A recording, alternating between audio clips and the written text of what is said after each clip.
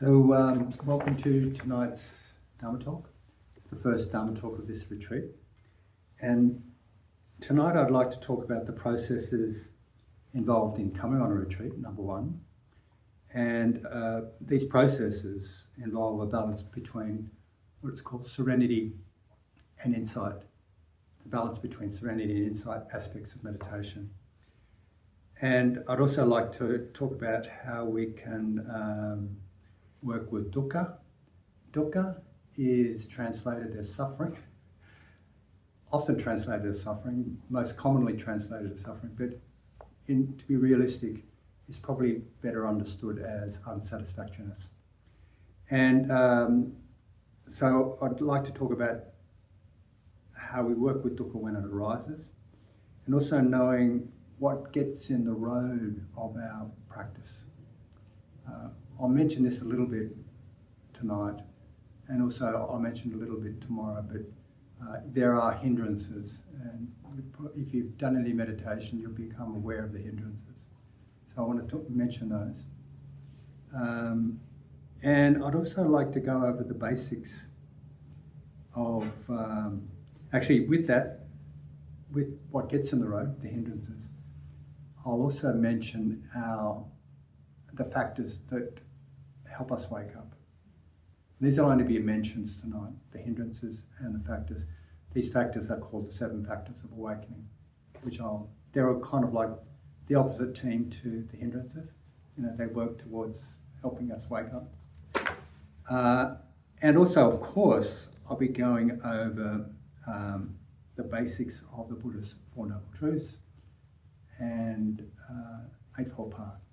I think it's really important to have an understanding of the Four Noble Truths, because this is the foundation of Buddhism. This is all the teachings that the Buddha gave can be contained in the Four Noble Truths.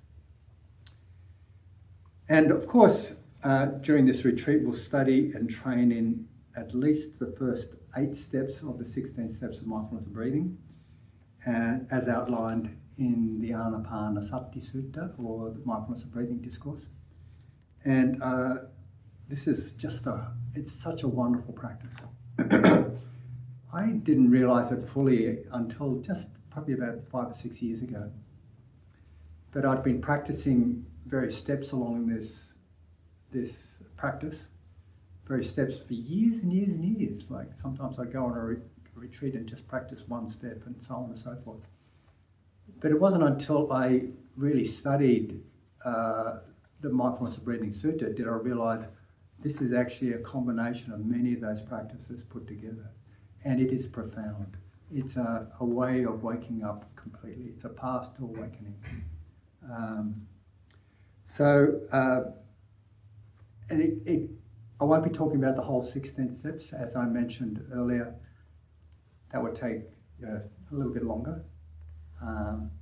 But hopefully I'll mention the first 8. So I also want to mention, and I started talking about this a little bit in the introduction just before soup, but there's just a kind of health warning actually. And meditation can be really profoundly healthy. It's profoundly healthy on a physical level, on a mental level, on an emotional level, and also on a spiritual level. However, there are, just like anything, there are side effects sometimes, and there are problems that can arise as we're practicing. And this is kind of like normal and natural in many respects. It's what we work with.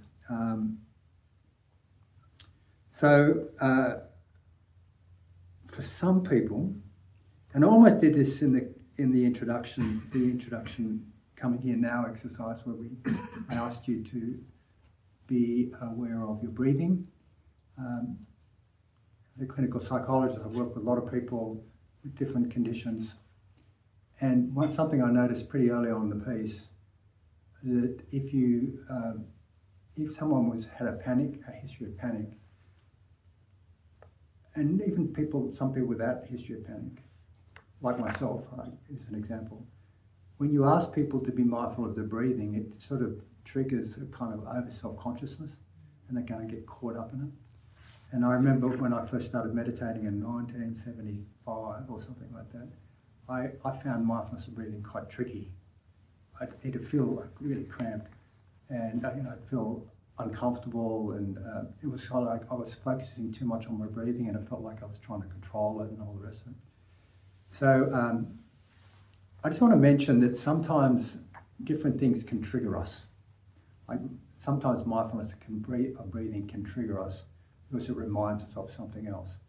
And in addition, even just becoming aware of our body, which is one of the steps of the mindfulness of breathing, can be triggering, especially if we've had some trauma or something like that. So when we come on retreats, I'm talking about it right now, how to work with this stuff. When we come on retreats, what we do is we put aside our normal activities of our lives. A retreat is kind of like withdrawing from those normal activities and doing something different. And what we do, as I mentioned earlier, is actually put aside all our distractions, put aside all those things that we've been avoiding, or we had some things we haven't even known we've been avoiding, but we've just been carrying on with life in a way where we didn't really even take notice of some things. So when we come on a retreat, our normal avoidance practices are put aside because we've got nothing to distract our attention. We're inviting you not to, we're asking you, as part of the condition of the retreat, to turn off your phones, to turn off social media, not to listen to the news and the radio and listen to your favourite song.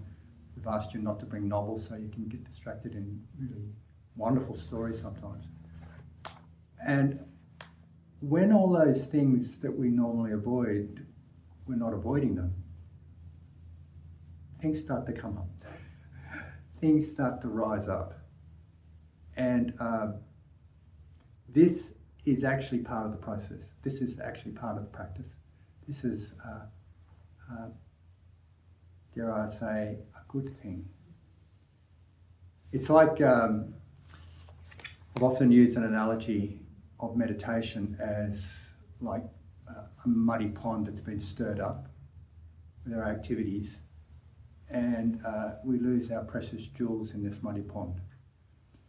And so we go seeking around looking for our precious jewels, but we cut our hand and we do all sorts of things. We can't see anything. We don't know where to look. So what we do is we decide to wait, and we patiently wait. And sometimes people come along to jump in the pool, and we ask them to not jump in. We ask them not to stir it up, and we just wait. And we're waiting for the sediment to settle. It's like the sediment settles, and the water gets clearer and clearer and clearer and clearer and clearer. And then eventually we look into the water. We still can't see our precious jewels, but we see all sorts of things that could be dangerous, like rusty cans, broken bottles. I apologise for those of you who heard me tell this story before, but I like to repeat it. Bits of 4x2 or whatever they call them, like 10 mil pieces of timber with nails sticking out, rusty nails. And that's really good because we can avoid stepping on those things, and even with clear awareness we can withdraw them from the pool and the muddy pond and put them somewhere else. And then we still can't see our precious jewels, but what we do is we look under some rocks and we look here and there, and eventually we find them.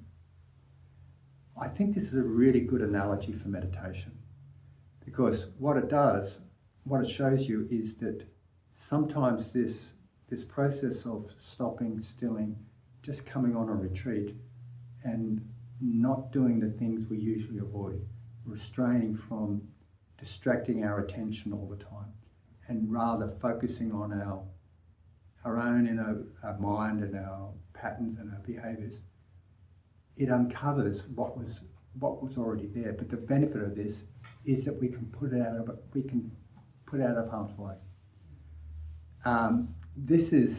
This kind of discovery is compared to looking at our hindrances, actually, looking at our hindrances, and also looking at events in our lives that have caused some distress, maybe some trauma, and then this clearing, by the way, I would compare this clearing, like the settling of the sediment, I would compare that to letting the mind settle, letting the mind become stiller, rather than kind of fragmented and scattered and dispersed everywhere. This is what happens when we cultivate samadhi. Samadhi refers to concentration.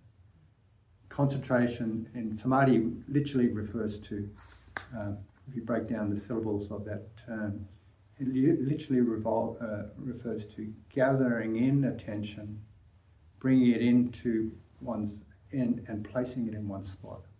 So it's focusing attention, it's bringing it in, gathering it and putting it in one spot.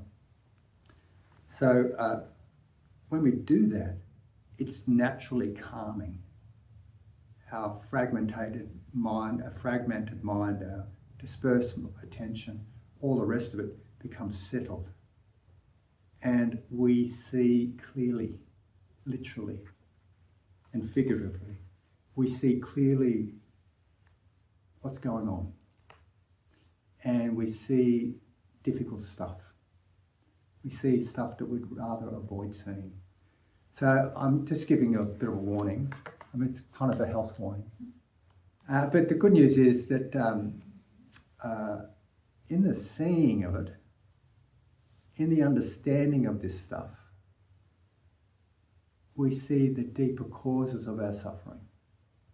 We see that what's really going on. You know, it's not because of somebody taking something, or I know that it's horrible to have things done to you that are really harmful. But what maintains that suffering is often our attitude about and our relationship to the stuff that's going on in our hearts. So when we can see those patterns, and this is like, I could say compare that to seeing the rusty cans and broken bottles with their clear vision, then we're more able to do what we need to do, or avoid, coming back to that comparison of a forest pool, a muddy pool that's stilled. At least we're not going to walk on that stuff. At least we know how to not cause greater suffering for ourselves.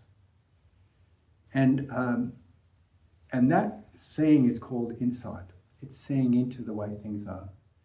And you know how I said, we still can't see our precious jewels, but we kind of fish around and we look under rocks and various things.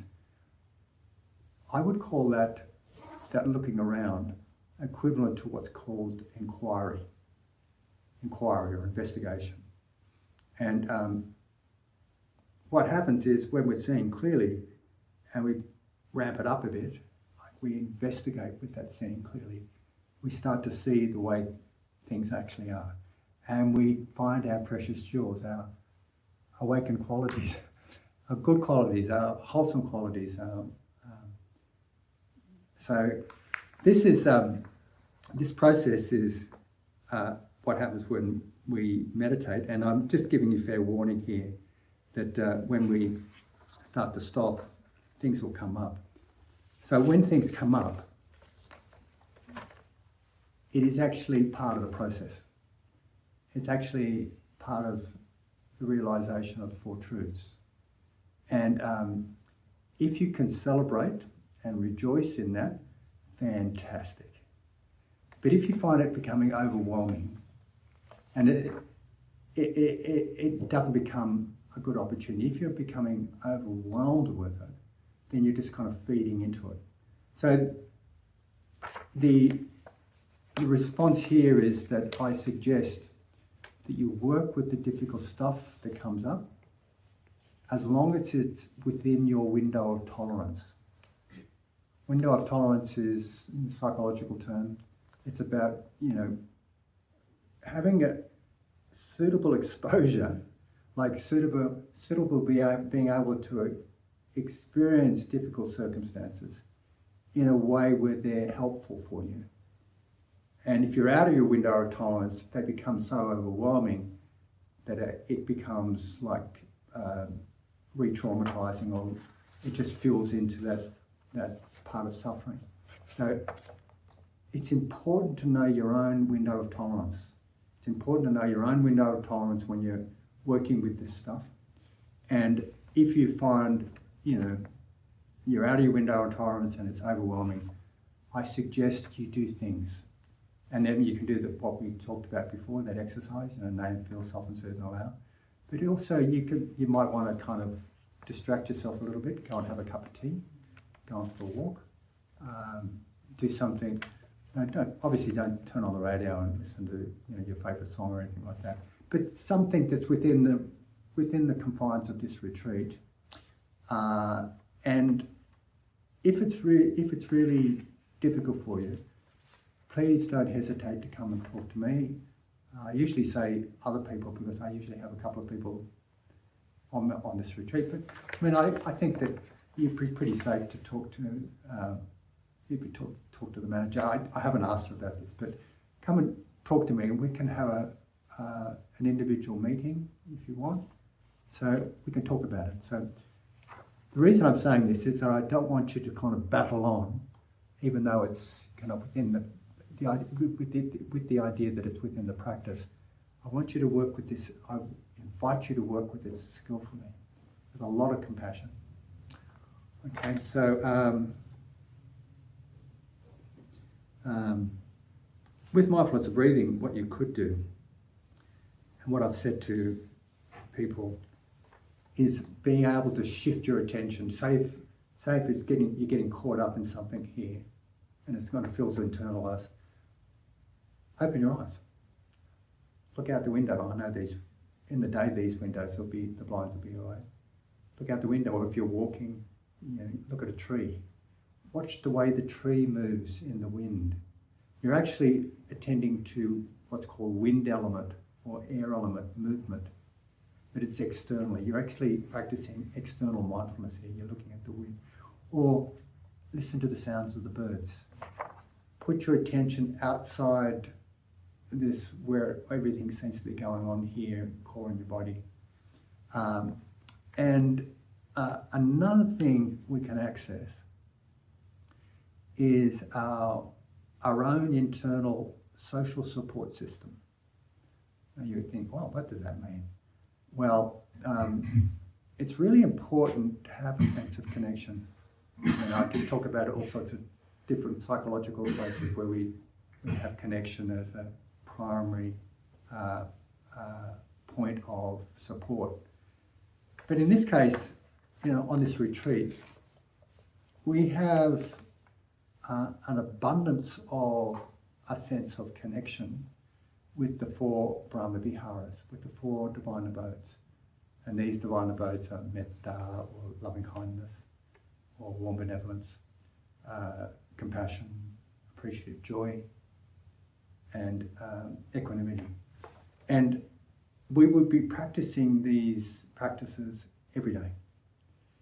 And sometimes we can just practice these practices. If you feel so inclined or you really, really want to just do the Brahma Viharas, feel welcome to do them. The other thing is that we can conclude these practices as part of our general practice. Often when I come and do retreats, I'm doing a retreat here every year for the last 3 years now. And I have this kind of my practices that I've set up. And I usually begin them with one or two of the 4 Brahma Viharas. I usually begin them with that because not only does it enhance concentration, but it really puts me in a really lovely space. It puts my mind, I go into a space that's divine and more have more capacity to actually practice the practices that I'm doing.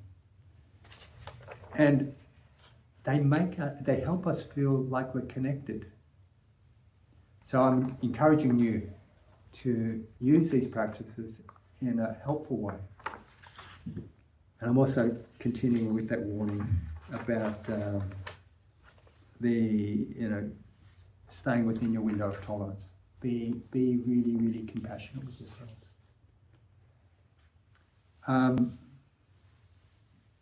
So coming back to the Four Noble Truths, and I've started to talk about them already.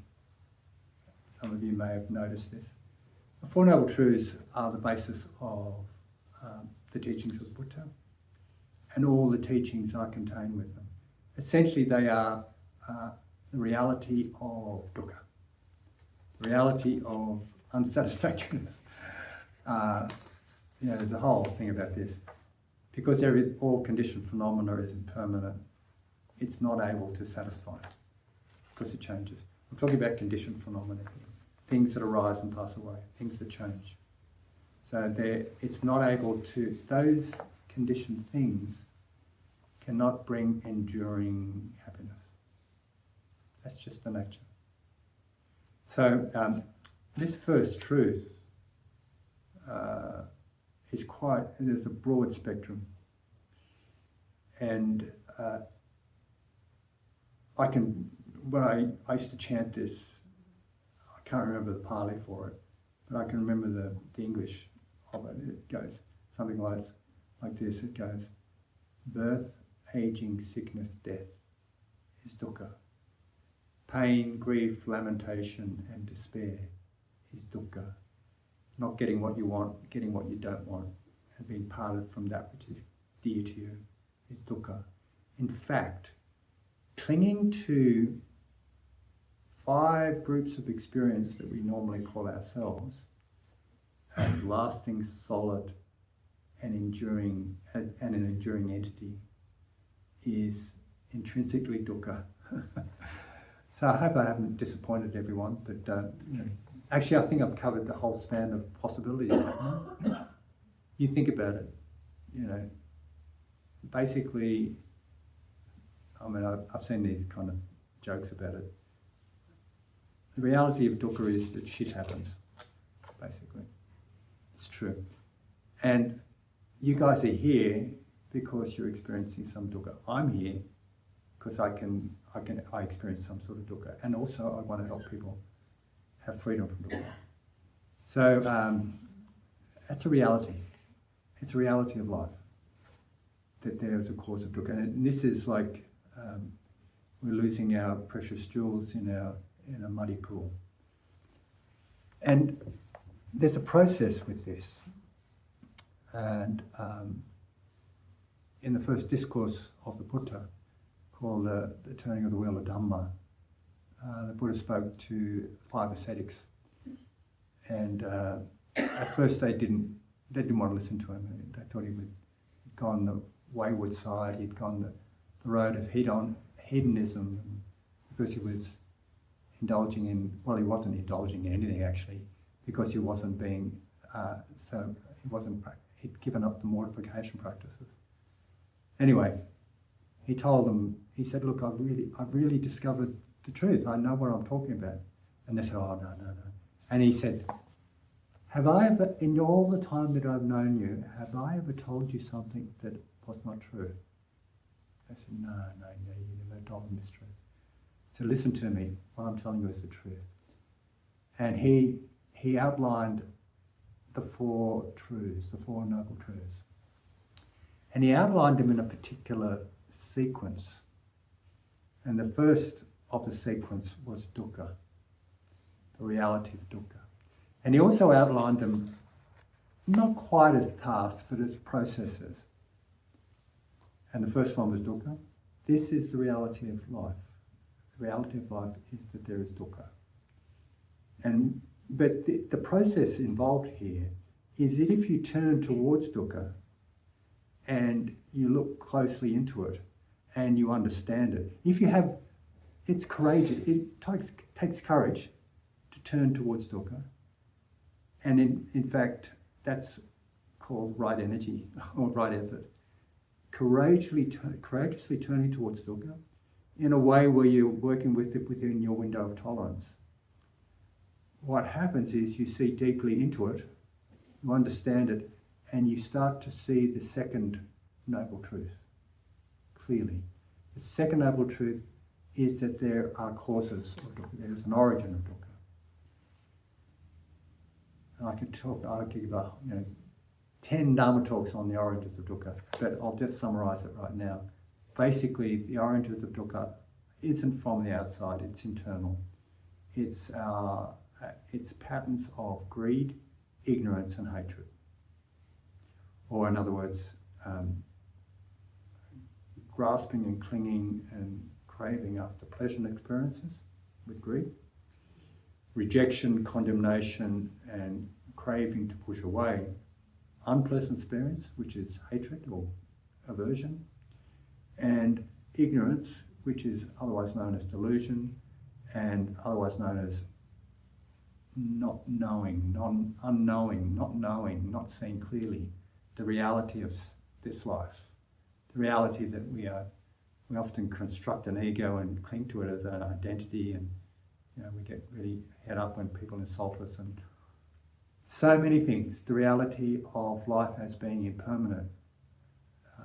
Nobody's in all this, and the reality is that it's dukkha. So we see this, and what we do when we see it, just like when we're realizing we're holding a really hot potato, it's burning our hands, it's horrible, we don't let it go almost instinctually.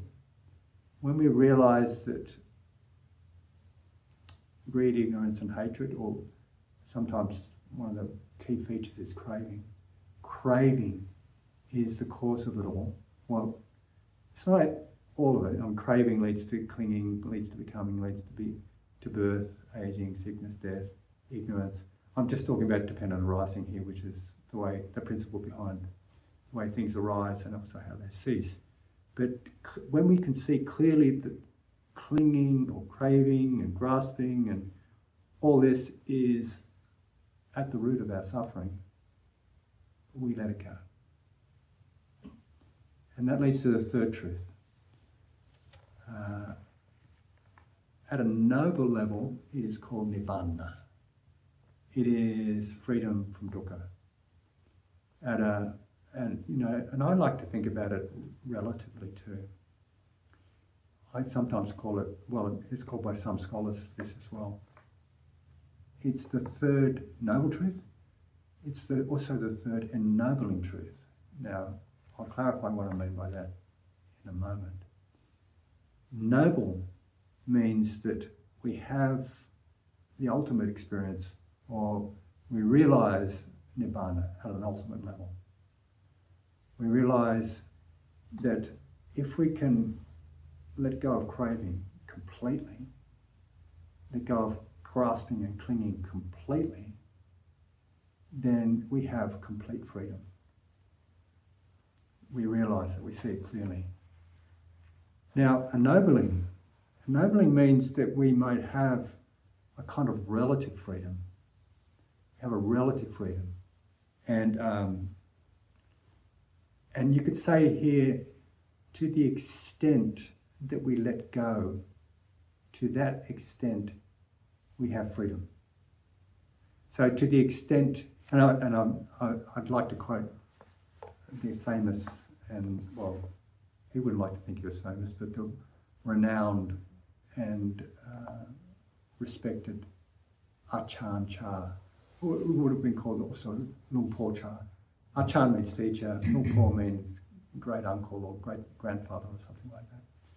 So in Luang Por Chah, he says, let go a little, experience a little freedom.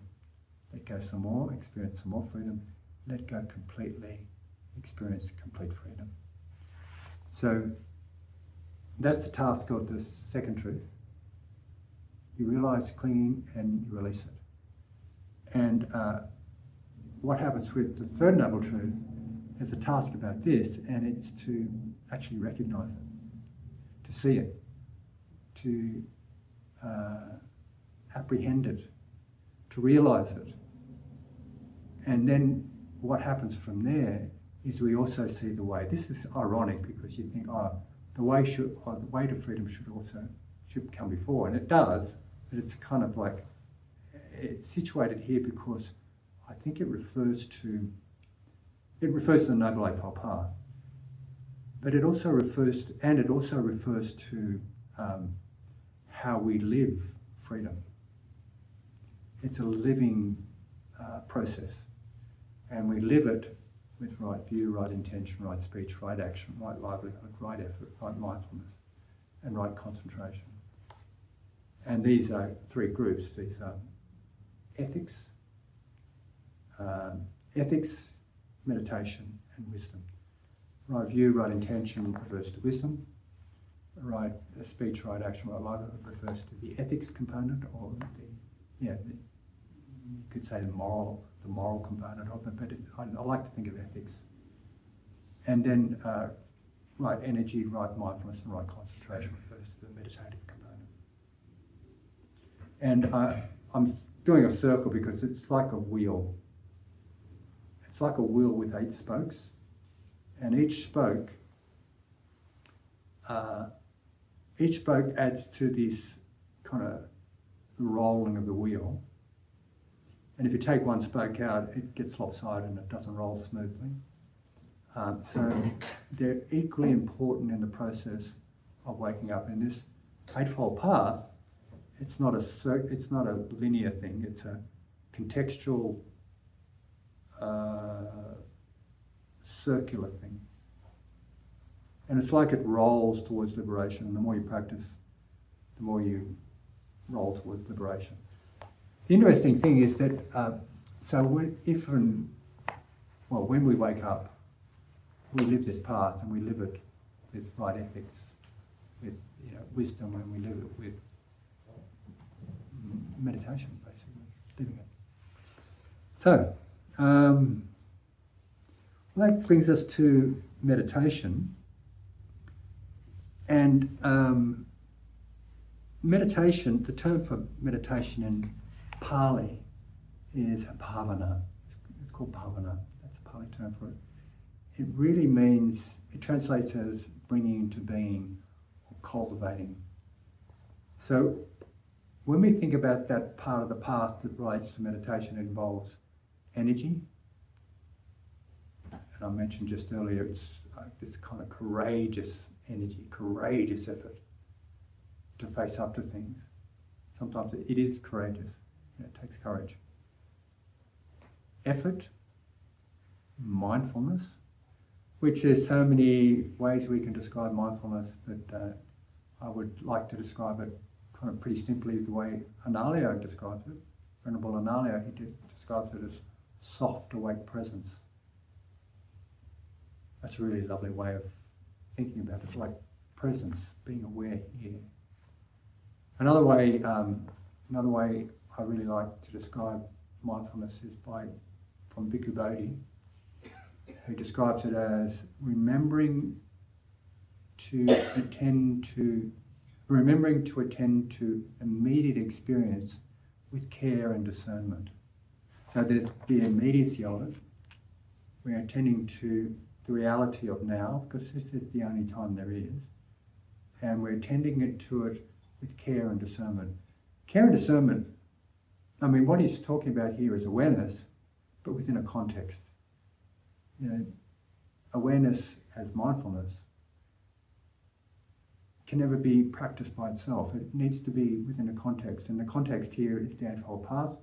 And if you step back a bit, you see that preceding it, and also following on from it, it's a circular thing, is right view, right intention. So right view refers to seeing things clearly, seeing things as they are. And there's a lot I can talk about with right view, but I'll just mention it that right now. Right intentions refers to having the intentions that are aligning with what you're seeing. If you see something, if you see a pattern that you're doing causing suffering, you'll have an intention that will let it go. That'll do something different than feeding into it. So there are a couple of right intentions here. Well, there's three of them actually. Intentions of letting go or renunciation, intentions of goodwill, in other words, benevolence and compassion, and intentions of harmlessness, in other words, compassion again. So when you do that, when you're being in that, it's not like you're getting something immediately. It's like you're cultivating something. You're cultivating something. You're practicing and you're cultivating this thing. It's like being a gardener.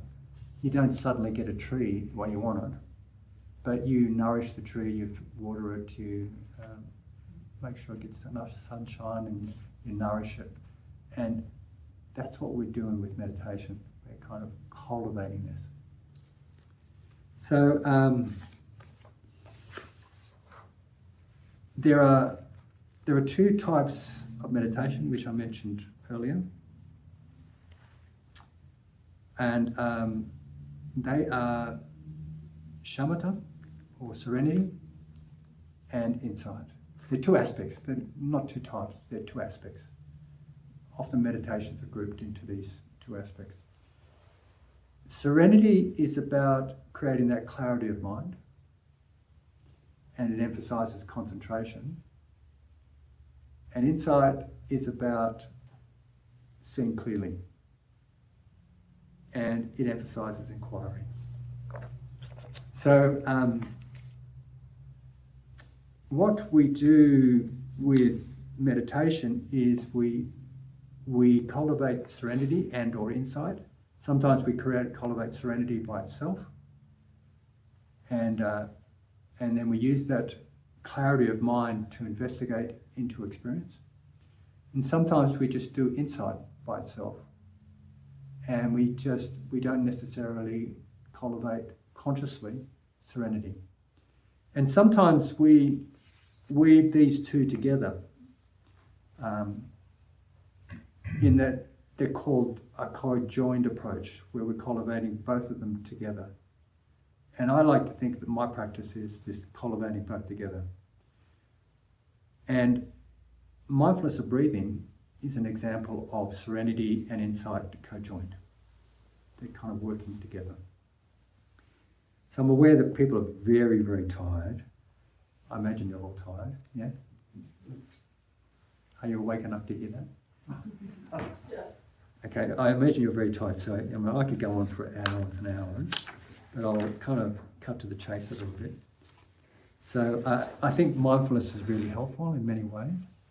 I won't go into all the details of how wonderful it is. Of course, that'll be another 3-hour, 4-hour Dharma talk. But I just wanted to mention now this process of using meditation to wake up and refer to the 16 steps of mindfulness of breathing. And I want to first set the context.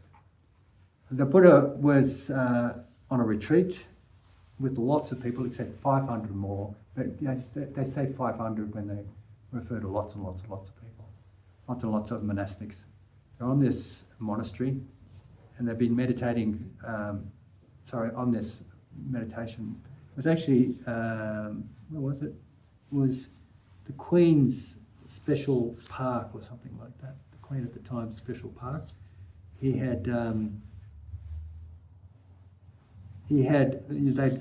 given him the park for the retreats, and he was retreating away, and he came to the end of 3 months, and he thought, wow, everyone's practicing really well, and they were enlightened beings. They were really highly practiced practitioners, realized practitioners, and so on. Let's do another month. So they did another month, and at the end of that month, he gave this discourse. So it was given to people who are very experienced at meditation. And he described it in 16 steps, and it was this beautiful combination of serenity and insight to realize awakening. So in it, he also talked about preliminaries. And this is how it goes. and the first part of the discourse. This is kind of like the preliminaries and it's kind of setting up. So he describes it like, here it is. Having gone to a forest or to a root of a tree or to an empty hut, one sits down. Having folded the legs crosswise, which is a comfortable posture for those people in those days. Keeping the body erect, and having established mindfulness to the fore. What I think he means by this is bringing up mindfulness, becoming mindful. Even though sometimes this has been interpreted as bringing mindfulness to your nose tip because that's right in front of you. I think it's the first one. Various translations I've heard about this. Become mindful. And having established mindfulness to the fore, mindful one breathes in and mindful one breathes out. So that's essentially the preliminaries. So something about the preliminaries, he talks about finding physical seclusion. And he also talks about finding mental seclusion. So here we are. We've come to a forest or a hut or a situation that's conducive for us to meditate. It's not too noisy, it's not too busy, there's not too much busyness. People are going to cook your food. Everything's fantastic for you. So you sit down and you might sit on a chair. Some of you may like to lie down and you're welcome to do that. You've got your body in this place. You've secluded yourself from difficult circumstances. Then you're invited to seclude your mind. Hence, I'm saying things like put aside roles and responsibilities. Put aside worries and concerns. And this is kind of a practice. It's so easy for us to keep our projects going. I mean, I'm sure you've all got projects going on. I do. And I have to really put a lot of energy and effort into coming here now, Malcolm. You're not writing that essay. You're not preparing that workshop. You're not doing this. You're not doing that. Right now, you're here to meditate. So I seclude myself from all that stuff. And it's difficult. The other thing we seclude ourselves from, and this is hard, very hard, but if you can, it works. You seclude yourself from the hindrances. And I'll just briefly mention them right now. They are obsessive sensual craving, obsessive sensual desire. That's the first hindrance. Second hindrance is ill will or aversion, pushing away, not liking this, not liking that, wanting something different all the time. The third hindrance is called sloth and torpor, or mental thickness and dullness. It's this kind of cloudiness, thickness. The fourth hindrance is sometimes it's called restless. It's usually called restlessness and worry, or restlessness and agitation, or anxiety, and it's this turbulent mind, unsettled mind. Often manifests as thinking a lot. And the last hindrance is called paralyzing doubt. Paralyzing doubt is really obstructive in that it means that we're so uncertain about it. It's chronic procrastination or chronic uncertainty. We're so uncertain about something that we just get stuck.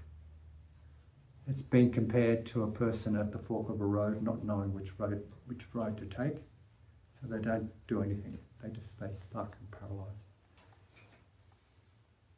That's all I say about them for the night.